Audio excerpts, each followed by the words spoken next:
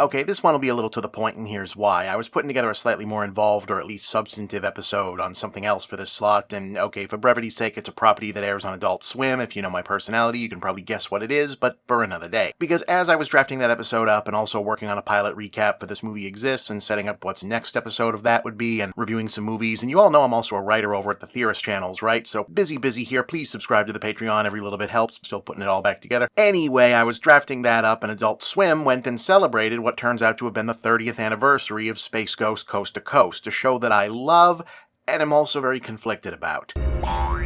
You should really get one of these on your show. Oh wait, you don't have a show.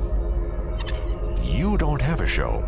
Being that it's 30 years old now, Coast to Coast is probably one of those cult items that was legitimately and probably huge back in its day, and if you're under a certain age, you either know everything about or basically nothing about. At least that's the sense I get. File it directly alongside Mystery Science Theater as one of the generational touchstones of mid-1990s just before internet nerd comedy This Gets Us productions that hit a specific large, but somehow also niche subgenre of pop culture sponge-brained smart Alex right between the eyes and helped to define the next several decades of multi-layered intercontextual absurdist humor writing. Everyone knows Russ never sleeps, right? Right. So, if we all rust, we'll never sleep. Ah? Moltar, you're the only one here made of metal. How are we gonna rust? So after you get metal plated, that's when we all go to the beach.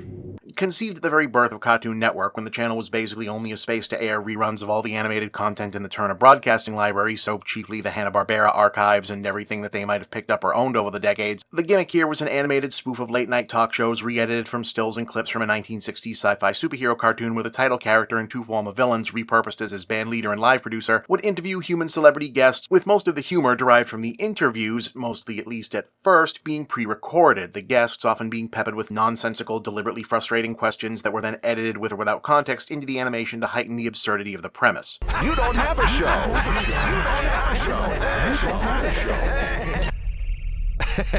Hey, remember that one Space Trek episode where your show got canceled? Remember that one? No, I remember nothing about Star Trek.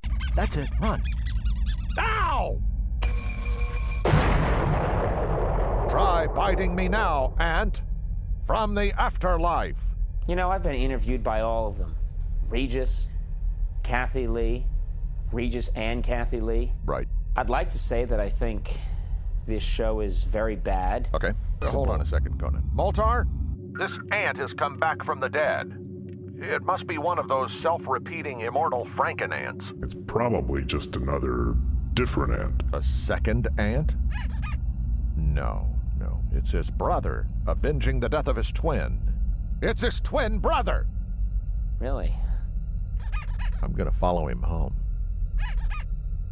Kill his whole family.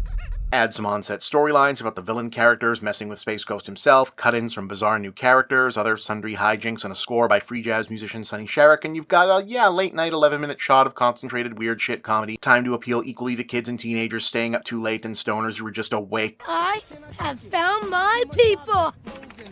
So, no, you don't get a prize for guessing that when all this was a huge hit, it's what launched the concept of Adult Swim and all of its original programming. In point of fact, it was put together in order of depending on who you ask, so more on that in a bit. A combination of OG Cartoon Network programming hands and others who'd go on to set that ball rolling, including eventual boss Mike Lazo, Kaki Jones, Matt Maiello, and Dave Willis of Aqua Teen, animation director and voice actor Clay Martin Croker, Keith Crawford, and particularly at the earliest phase, even before it was conceived as a fully developed show, programmer and voice actor Andy Merrill. Welcome to Point Counterpoint. I'm Commander Andy. And I'm the captain of the Starship Enterprise. Welcome. Who'd effectively conceived the premise while assembling Space Ghost clips for the Turner Archive and eventually voiced the recurring character Brak. Space Ghost, I think I'm pregnant. Hey,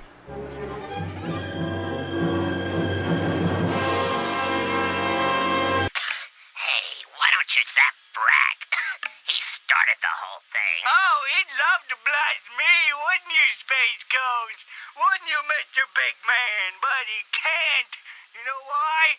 'Cause I'm not animated to expect who then became so popular he was added to and subsequently became the focus of the coast-to-coast kid-friendly spin-off Cartoon Planet, which went from being a hosted package show to being mainly a showcase for Brak singing wacky songs. I love beans. Woo, woo, woo. I love beans. How about you? High in fiber, low in fat. Hey, I bet you didn't know that. When I eat beans, I say it in my own little cloud. Nobody come to visit me in my little cloud. I don't know why. Maybe because I'm cutting muffins.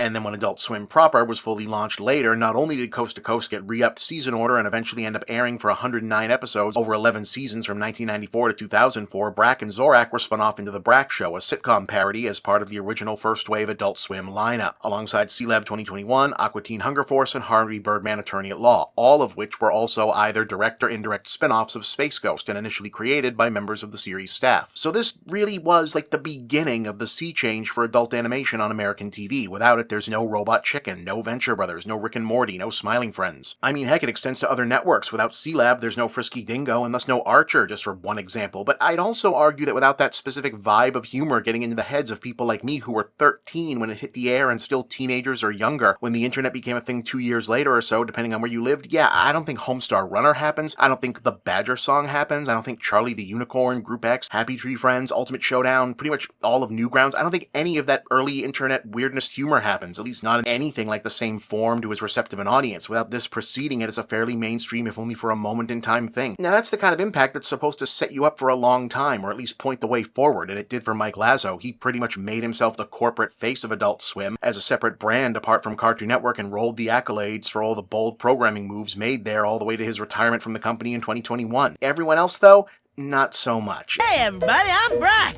I used to have a show on this network. Now I live in the damn dump!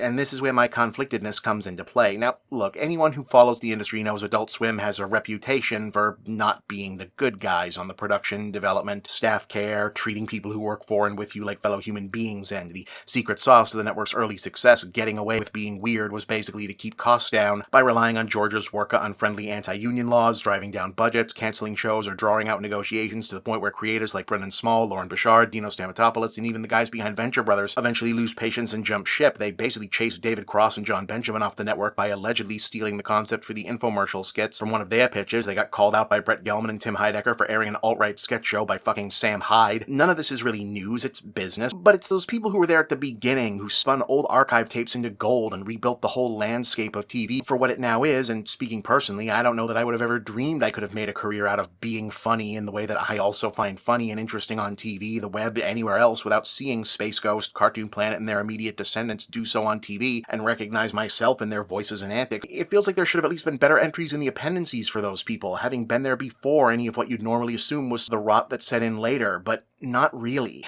Clay Martin Croker, the voice of Zorak, artist, animator, and by all accounts a passionate devotee of his career, craft, and classic animation generally, died in 2016 at the age of 54 of medical complications, uninsured and said to be on the receiving end of quote-unquote lost invoices and chronic underpayment by Adult Swim. Speaking of which, Carrie Means, who plays Frylock on Aqua Teen, has gone on record that because he lived in Georgia, where the show was produced when signing his contract, the state's right-to-work laws mean his contract came without royalties. He still works as a dishwasher between roles. Think about how popular that series has been and for how long. Get the f*** off my lawn.